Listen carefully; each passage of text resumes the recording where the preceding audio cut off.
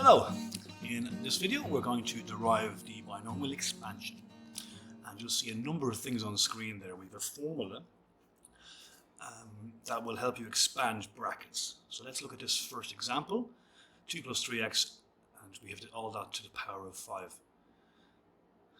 And essentially just follow the formula. This is for students who have of course done this already. This is grade 12.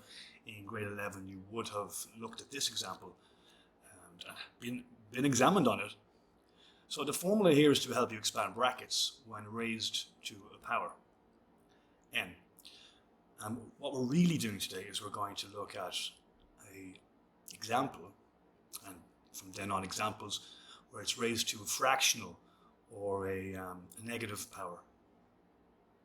So the middle part there, you will see like NCR, which is like, if you see on the right hand side, we've 5 choose 1, which is what that stuff means.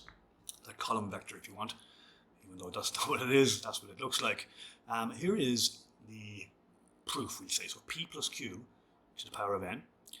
And when you write all this out, I'm writing in all the little bits like n minus 1, which of course would mean, for the previous question, 5 minus 1. So you will see that there's some parts ascending and some parts descending.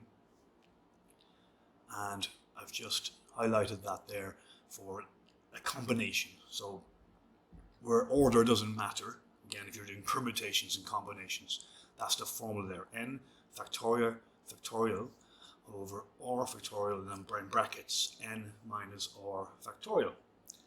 And rewriting that version in the green now with those pieces, as we say.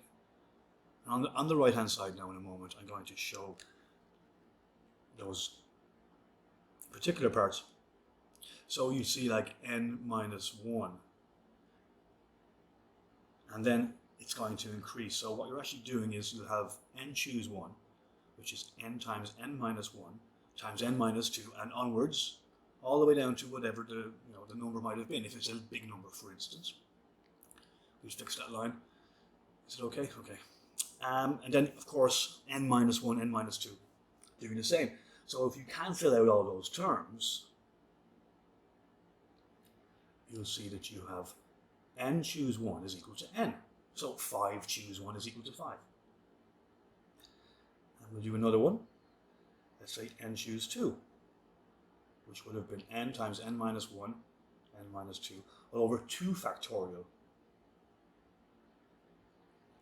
Let's fix that as well. Have a nice line, there we go. So 2 factorial is 2 times 1. After a while, you don't have to write 2 factorial, you can just write 2. And for the next one, you'd have 3 factorial, which is 6, and so on. So you'll always have the same 2, 6, 24, 120 for those kind of ones. So you'll see that there. So n choose 2 is n times n minus 1 over 2 factorial. So you see where it's coming from. So that's what I mean by derivation. So p to the n plus n times pn minus 1q. And you see that it's just a simplification of things as you go on. These things have to come from somewhere. They all are consistently in the same mathematical plane, mathematical idea. So when you're deriving things in maths, you might see logarithms x, and where does this come from? Like the proof of the 3 laws of logarithms. You'll see that this kind of stuff comes from just little substitutions here and there, without going into real analysis or anything like that. Just a general idea. So insisting that p is equal to 1 is very important as well. So for that last formula up above, you see 1 plus x. If you have a different number in place of 1, you'll have to rearrange it first. So 1 plus ax to the n, as you see. And again, checking validity at that point.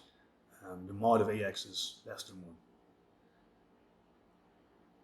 1. And looking at other parts of that, just thinking about it, p always has to be 1, let's say. We rearrange it just for simplicity. It's just convenience. You could do it, but it's a lot harder. It's always an infinite expansion, as I've written there. And what else? Q, mod q is less than 1, but the further we go along, you'll see that q like disappears along the way. It's really, really small. So when you do three or four terms with these, that's kind of enough generally to get it accurate enough. So we're doing approximations with these questions as well. And if you put it on a graph on Desmos, for instance, you'd see that as you do one more term, as you go along, it gets a little bit closer. It's in with the graph of the original, if you know what I mean. So if you do 100 terms, you'll see that it's almost the same graph to a certain extent. And that kind of thing happens with these questions. And that's about it. Just remember, I mean, you have to remember how it works, but you also have this formula in your exam on the formula sheet at the second page of your exam, I suppose. It's an infinite expansion, so put in plus ... and just again, the AX parts get really small as you go along, so we don't need to do that many. So often we'll only ask you for 3 terms, 4 maybe, or to find the coefficient of x squared or x cubed, which again is just a few terms.